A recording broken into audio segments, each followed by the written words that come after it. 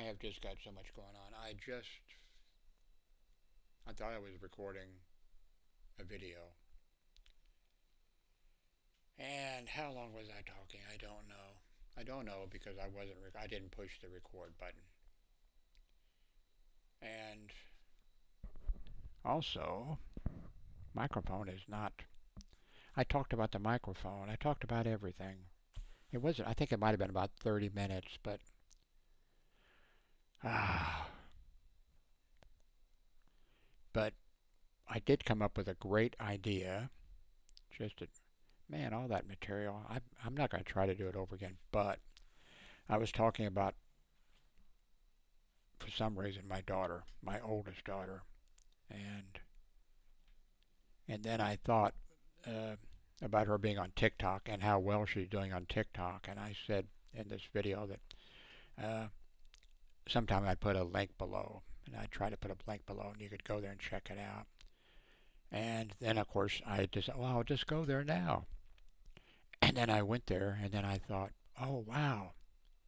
Oh, I started talking about, oh, she made this great video, uh, and there's a funny thing, that she said about, me, her father, and I said, well, I'm here anyway, so I'll just go ahead and show it to you.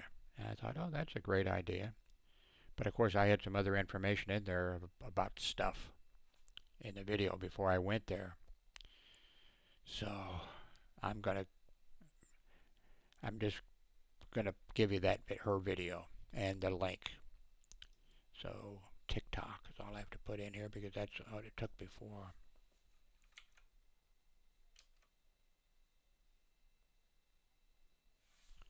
Now I've got to click and go over here. That's not my daughter, by the way. Puta, mano, furei o olho de uma mina com chifre, velho. Mano, quase cegou, velho. So,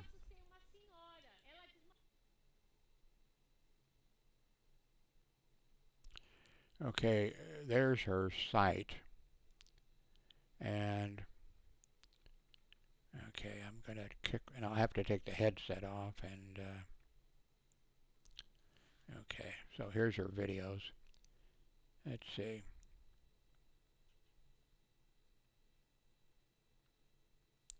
Okay, here it is.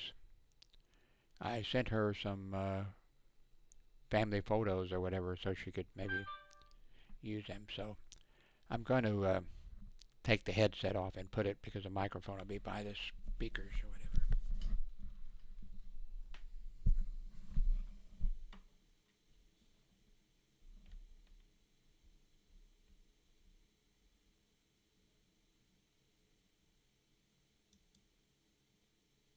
My dad discovered my TikTok account, and what I mean by that really is that I sent my TikTok account to my dad and said, hey, I'm sometimes telling stories about my childhood. You might want to come over here and check them out. So he did. You may have seen a couple of recent videos where he said hi to my dad. Hi, Dad. So my dad said, hey, I have some photos of you when you were growing up. You want me to send them to you? And I said, hey, that'd be great. So now, my dad is around 80 years old, so when he sent me the photos, he sent them in the mail in an envelope. Anyway, so do you want to see the photos that my dad thinks might be helpful for my TikTok account? I am not even kidding when I tell you I think my dad has been hanging onto this photo for decades to prove to me that this Halloween costume was not good. I'm not saying these photos are good. I'm saying it's what he sent me. He also sent me some photos he took of me when I was much younger. We would sometimes stage photos, so here we were pretending like we were afraid of my little brother's vampire teeth. This random photo where my dad looks like he's never held a child before, even though that's my brother. Okay, this is very Gen X. Look at these rusted metal monkey bars, and look at my Pac-Man shirt. Thanks for the great photos, Dad. My dad discovered my TikTok account, and what I mean by that really is that I sent my TikTok account to my dad and said, hey, I'm sometimes telling stories about my childhood. You might want to come over here and check them out. So he did. You may have seen a couple of recent videos where he said hi to my dad. Hi, Dad. So my dad said, hey, I have some photos of you when you were growing up. Do you want me to send them to you? And I said, hey, that'd be great. So now, my dad is around 80 years old, so when he sent me the photos, he sent them in the mail in an envelope. Anyway, so do you want to see the photos that my dad thinks might be helpful for my TikTok account? I am not even... Okay, I am back. Anyway, I thought that was cute.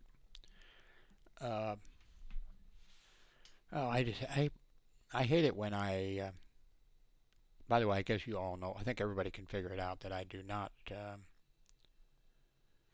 Let me refresh this screen. Oh, I see. You're looking at that screen anyway. Let's refresh it and see if it's got 7 viewers now. I made it about an hour ago.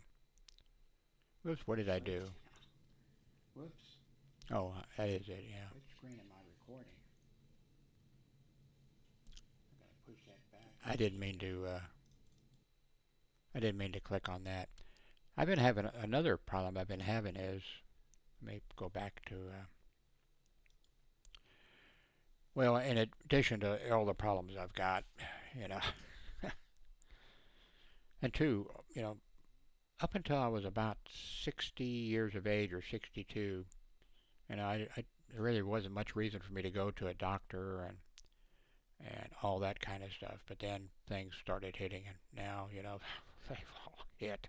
Oh, I shouldn't say that because I'll be hit with who knows what probably tomorrow. Um, anyway, okay, I had something on my mind, and oh, I think one of it was going to say is I've never used a script. The closest thing I have to a script is sometimes I will put uh, on my browser the link already to some place, maybe CNN story or something else, and then I know that, and I hit that, and I go there or whatever. But I don't have any script.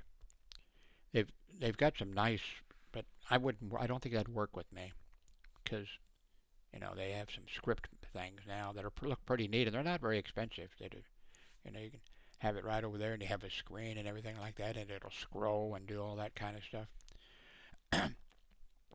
I didn't think uh, I didn't think a lot well about myself, but there are a lot of things I didn't think about. Uh, but there's a lot of things I thought like that I would not that I couldn't speak before a group, and I found out something. I can speak before a group, but I have to know the subject. If you give me a script, or if you had a monitor for me or something, that's not going to work. That wouldn't work. Me reading it, or that just wouldn't work. But I found out I could speak before, groups and not have any problem. Which I didn't know that. Also, I didn't think that I could sell anything, and um, found out later that I could. Of course, I started out life working as a welder and a boiler maker and things like that, building trucks.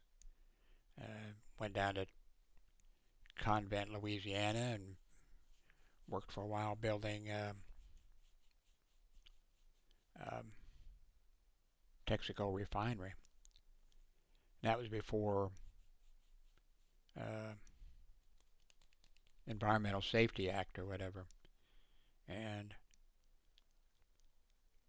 I wasn't crazy about, but what now you see people climbing up or whatever, and there are things that there are ladders that are there, and they have they're wearing a thing, and they click it onto the thing, then they that if they would fall, hopefully, back then there wasn't anything like that. You just some welder welded some piece of metal there that you just stand on and just go up or whatever.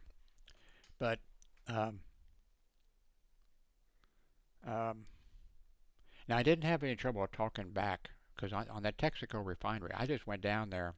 Well, I was in Kansas City, Missouri. My dad, by that time, was a business. He was a boilermaker from basically when he started working. I think he had a horse-pulled wagon for Manor bread or for I don't think it was a milk. I think it was bread. I think, and he had so he started out that. But World War II, then he and my mother and me as a baby, ended up in California, and they worked.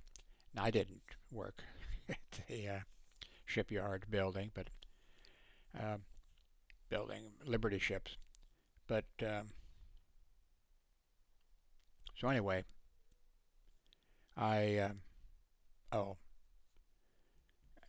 when it came to talking with people in authority, I never have had a problem, I don't think. And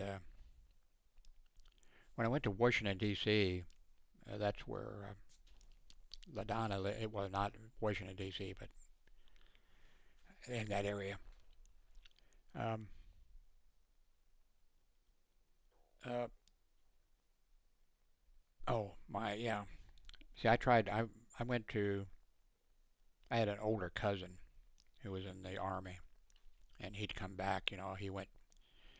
He lucked out.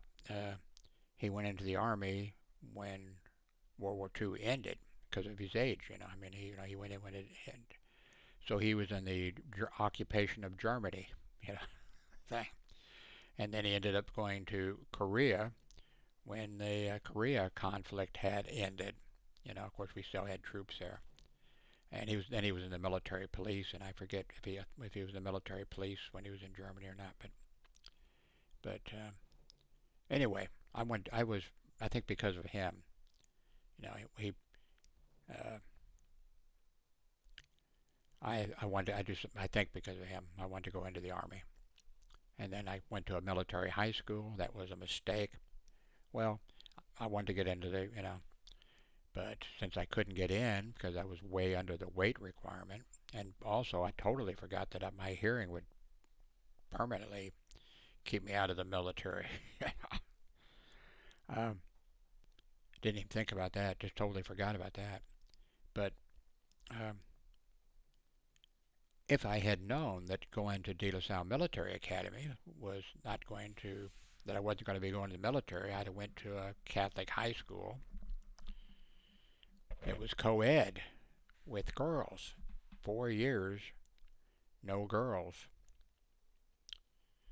So, but, so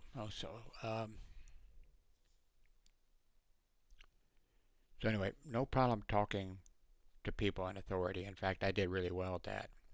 Too well. um, but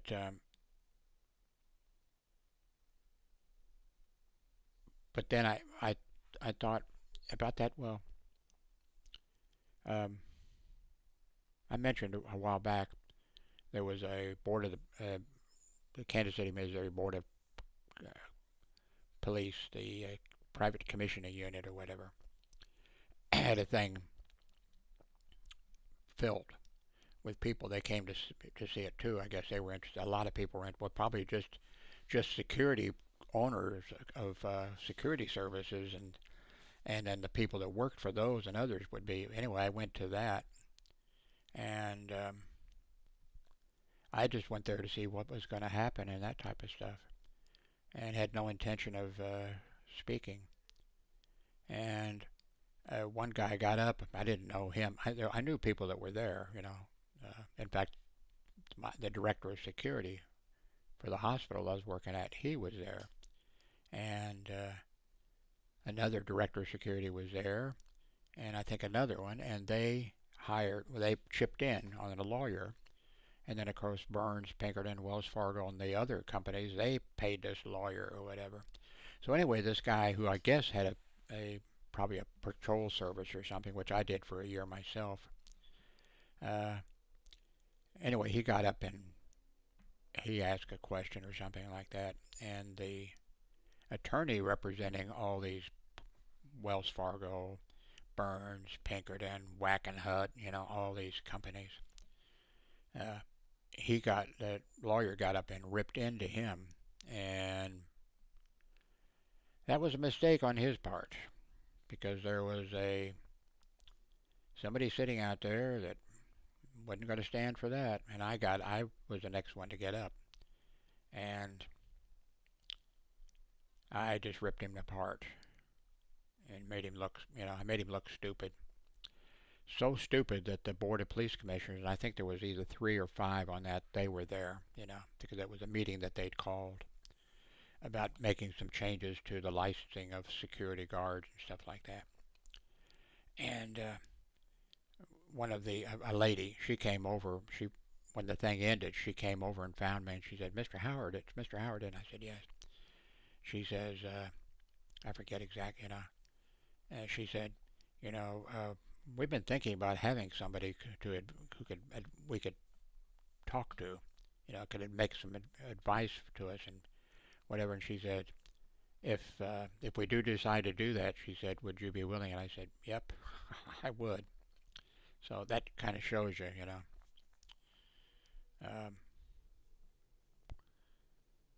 but okay. Oh, yeah, back when I got married, just at the time I was getting, well, just at we weren't married yet, but we got married immediately. That was a mistake. So I'd been working hospital security and all these other jobs. Or, no, yeah. We're doing the welding, all that kind of stuff in post office for a little bit, well, till I told them to take the job and shove it. And that was after 6 weeks. And they couldn't believe it. This is a career civil service appointment. I said, I don't care. Where do I sign, Not a good idea, really. But the way it worked, it was not for me. Now, if they had a thing they called a scheme, and that's one thing too, like, I didn't know anything about the post office. I didn't know anybody who worked, I mean, the mailman came to the door and stuff. But I didn't really know anything about this, about it.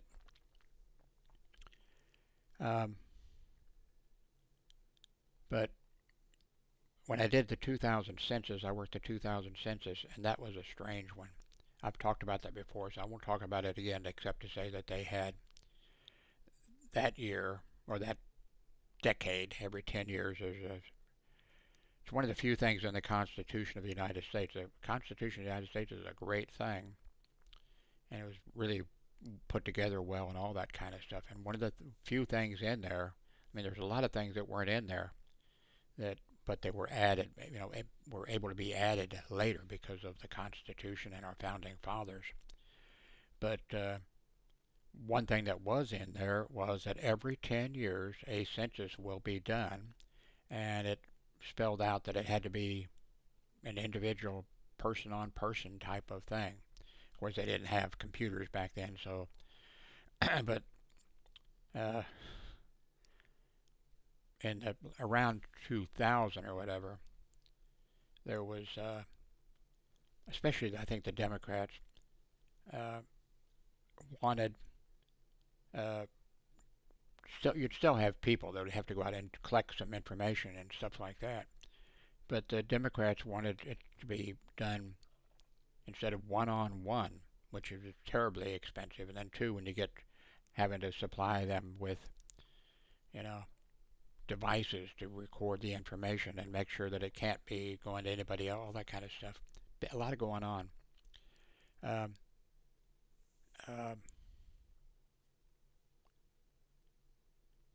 I was heading somewhere with this, and I do not remember where.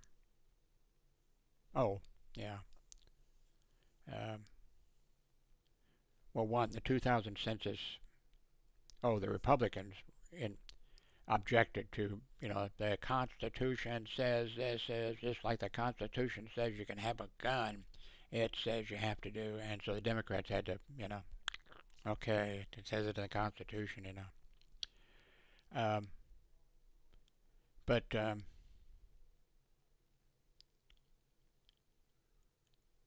did the 2000 census. Oh, they had the short form and the long form, which was, I don't know how. That may be the only time they ever did it. I don't know. But I watched on C-SPAN the congressional hearings, and so the committee on whatever it is that committee covered, they took care of the the Census Bureau and stuff like that.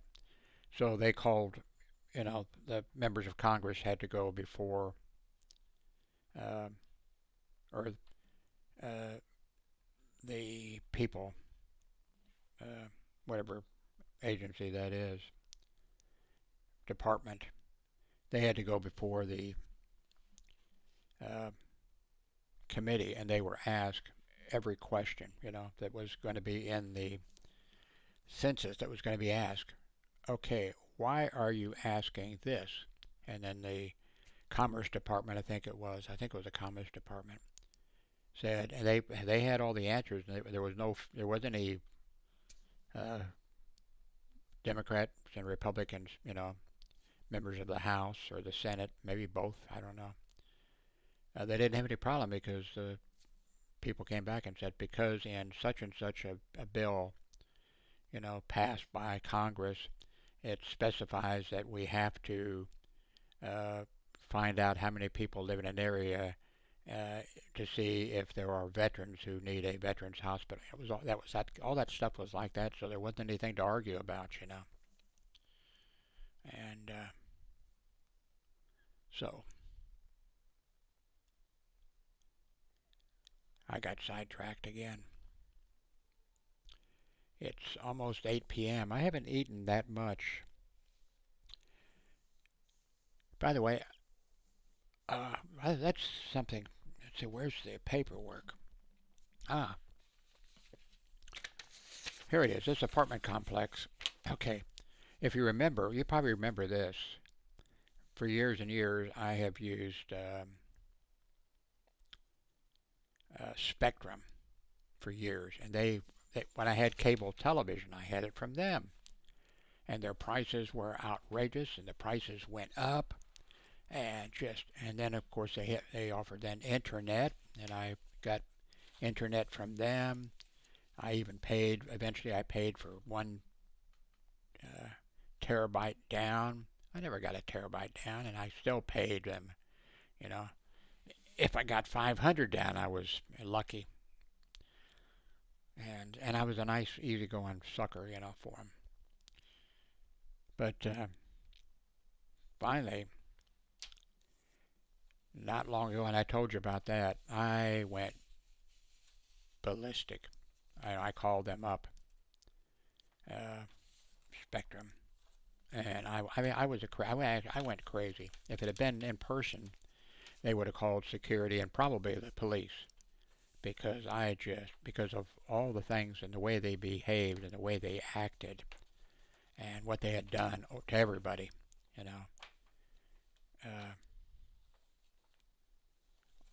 over about 130 or 150 a month.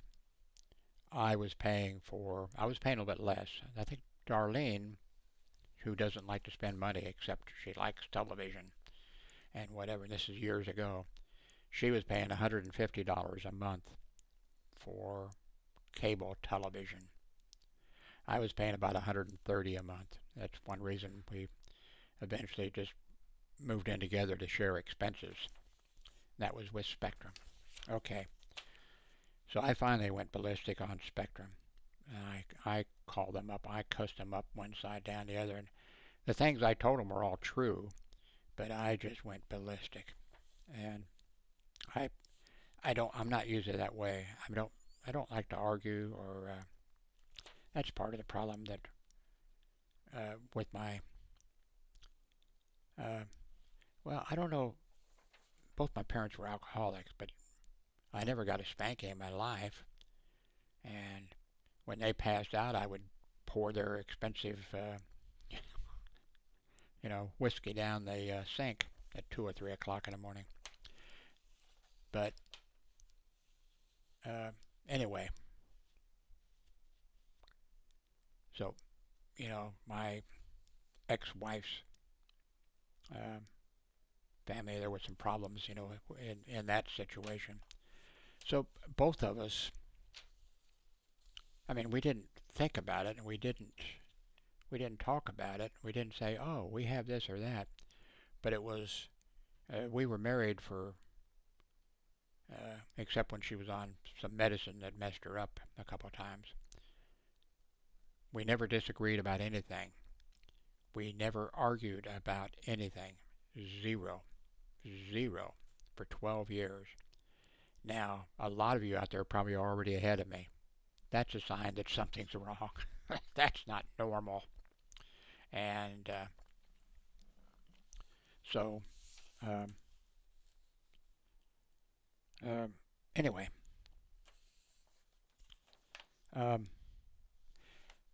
so Spectrum. Now remember, I just went from Spectrum,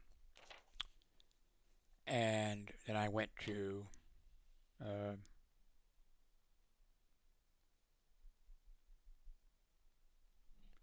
did I go to somebody else, or did I go right to, what am I using here? I forget what I'm using. Anyway. Oh, Verizon. And it's, you know, just a thing, and I told you, 10 minutes, 15 minutes, you know, they sent it to me and plugged it in. It worked. There were some other things in it, but they're covered in previous videos. So right now, okay, I'll do a speed test right now. Let's see. I'm paying for 300 down. Okay.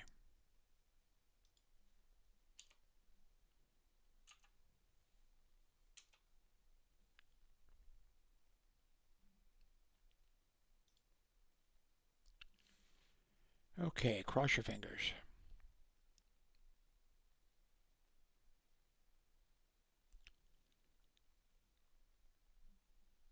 It's, you know, it's kind of probably, you know, kind of busy right this time, and this is, you know, I can even upload a video at, you know, at this. I'm paying for 300, you know, but down. Okay, so I think the last I was paying for 500 down with Spectrum. Okay, the apartment complex here.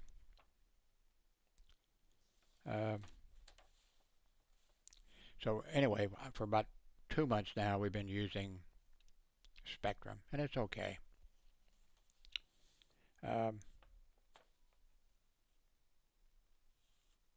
So the apartment complex here, we will have a launch party on Wednesday, January 3rd from 2 to 5 p.m. for you to come and sign the bulk internet addendum for your new charge, and for our customers not with Spectrum to come in and sign up. We will have snacks and drinks, stop in. Okay. So what Spectrum is now doing, remember, I just, I wonder if I'm on their list,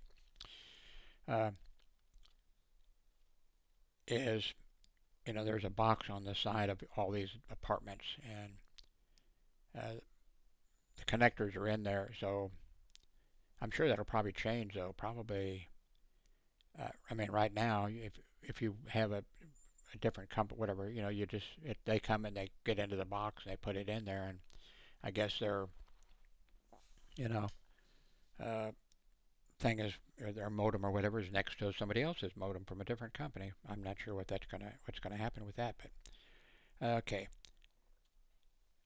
High-speed internet of 500 down and hotspots located on the property. That's kind of neat, although I really don't need it.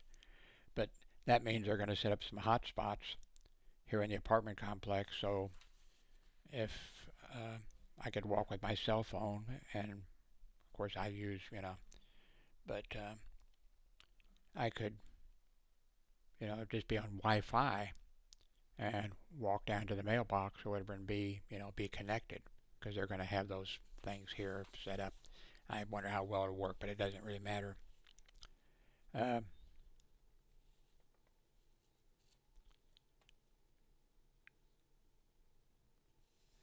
Okay, they're going to have 500 down. Of course, I'm afraid everybody's going to sign up for it.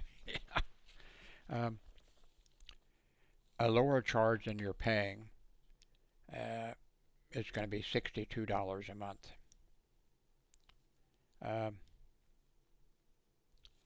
Okay, all current Spectrum customers will be ported over from Spectrum to the apartment complex. You will pay your last bill to Spectrum and be billed a prorated charge from the apartment complex of $53.45. This will be due with your rent. You will no longer pay Spectrum for your internet. Customers not using Spectrum, and that's me now, this is available for you too. If you're interested in signing up, come to the lunch party, or please call the office for details. Let's see. Renewals after January 5th will automatically be enrolled. So, I think I'm going to be switching from Verizon, because I'm not getting 300 down from Verizon. And the most, let me do this again, but, oh, you're still there. Okay. Sometimes they get 150, but that's it. And so if it's 300, better, and it's much cheaper, actually. I mean, Verizon, was cheaper than Spectrum, but this $53 a month,